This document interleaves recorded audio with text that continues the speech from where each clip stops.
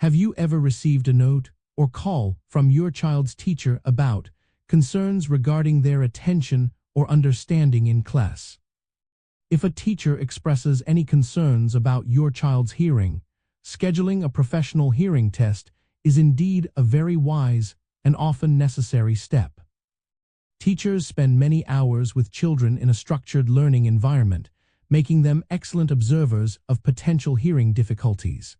Their observations are important because even mild or temporary hearing loss, like that caused by recurring ear infections, can significantly impact a child's ability to hear, understand, and participate in classroom activities.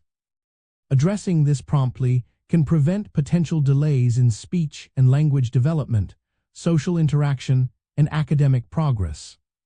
To address these concerns effectively, start by gathering specific examples from the teacher about what they have observed. Note details like when the issues occur, such as during story time, group discussions, or when instructions are given. Next, contact your pediatrician. They can assess your child's general health and provide a referral to a pediatric audiologist. This specialist focuses on diagnosing and managing hearing issues in children. They use various gentle and child-friendly methods to evaluate hearing, even for very young children. During the hearing test, a pediatric audiologist may use several techniques.